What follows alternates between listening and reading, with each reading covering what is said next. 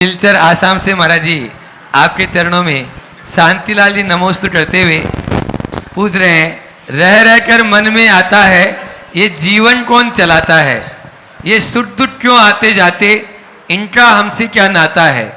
कई गुंडे और लुटेरे देखे जिनका ग्रुप मौज उड़ाता है, कई मेहनत करने वाले देखे जिनको सुख रोज चिढ़ाता है। मंदिर जाते जो सुबह शाम, दिन रात रहे जो राम राम, उनको क्यों दुख तड़पाता है। मेरा मन समझ न पाता है दृश्य जगत और सबका जीवन, ये सब कौन रचाता है। प्रश्न बड़ा पेचीदा है, जितना सोचो उतना उलझाता है। लाओ सवाल।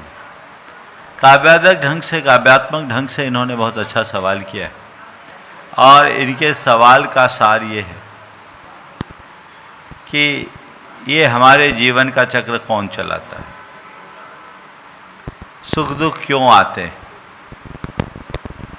कुछ लोग कुकर्म करते हैं फिर भी सुखी क्यों दिखते हैं, कुछ लोग रात दिन धर्म करते हैं फिर भी दुखी क्यों होते हैं।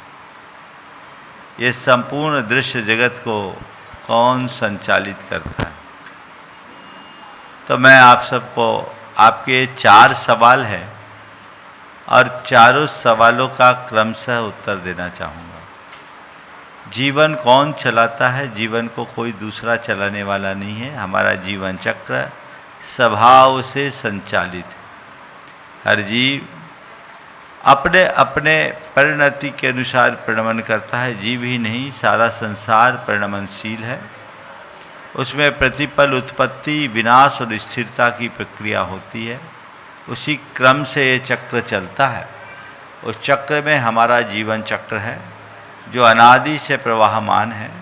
हर जीव में कोई न कोई भाव आते हैं। भाव के प्रभाव से वह शुभ अशुभ कर्म बांधता है। शुभ अशुभ कर्म के परिणाम से एक गति से दूसरे गति में जाता है। एक गति से दूसरे गति में जाने पर उसे नया शरीर प्राप्त होता है। नया शरीर प्राप्त करने के बाद उसके शरीर में इंद्रियां प्रकट होती है। इंद्रियों के प्रकट होने से उनकी विषयों में प्रवृत्ति होती है। विषयों में प्रवृत्ति होने से राग द्वेष होता है। राग द्वेष होने से कर्म बनता है। कर्म बंधने से एक गति से दूसरी गति में जाना पड़ता है। वहाँ जाते हैं, नया शरीर मिलता है। शरीर मिलने से इंद्रियां मिलती है। इंद्रियों के होने पर विषयों में प्रवृत्ति होती है। विषयों में प्रवृत्ति होने से राग द्वेष होता है। राग द्वेष से कर्म बनता है। ये चक्र चलता आ रहा है।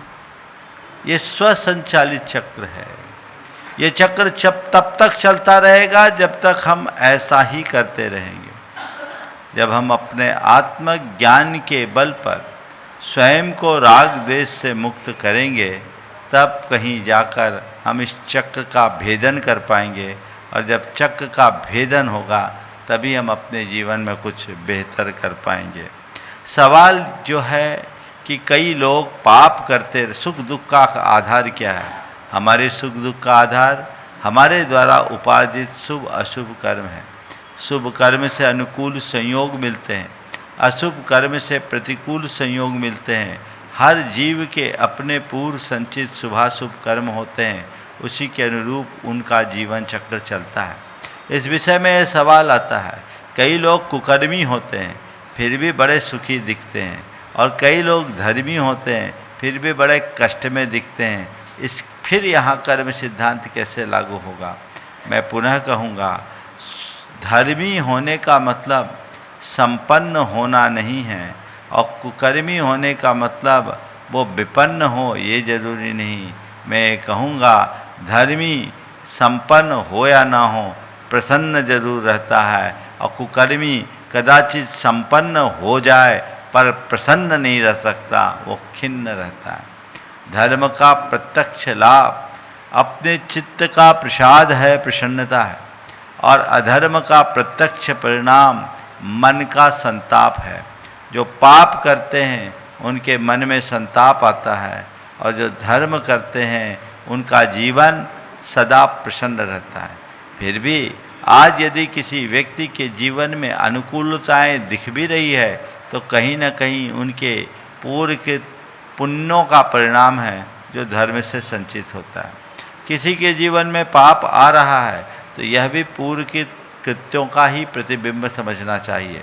मैं उदाहरण के लिए कहता हूँ, आप किसी शहर में जा रहे हैं, देख रहे कि पूरे शहर को सजाया गया है, जगह जगह बंधनवार लटकाए हुए हैं और हजारों लोग एक व्यक्ति की स्वागत में प्रतीक्षारत हैं। व्यक्ति रथ पे सवार है, हर कोई उस पर उसे फूल माला पहना रहा है, उसका स्वागत कर रहा है, जय जयकार कर रहा है। बोलो, उसे देखकर आप क्या निर्णय लोगे, क्या सोचोगे? जरूर इस व्यक्ति ने कोई अच्छा काम किया होगा, है ना, तब इसकी इतनी जय जयकार हो रही। यही सोचे ना, कोई अच्छा काम किया होगा, अभी नहीं, पास्ट में। और इसके उलट आप देख रहे एक आदमी को मुंह काला करके जूते की चप्पल की माला पहनाकर गधे पर बिठाकर घुमाया जा रहा है। बोलो, अब उस आदमी को देखकर क्या बोलोगे, क्या सोचोगे? जरूर इसने कोई बुरा काम किया होगा, इसलिए इसके साथ ऐसी स्थिति है। तो मैं यही कहूँगा, यदि किसी की जय जयकार दिख रही है तो समझना जरूर इसने अतीत में अच्छा काम किया होगा जो जय जयकार है। और आज किसी के जीवन में दुख और हाहाकार है तो समझ लेना अतीत में इसने कोई बुरा कर्म किया होगा, उसका फल इसको मिल रहा है। तो पुण्य और पाप इस रूप में फलता ही है।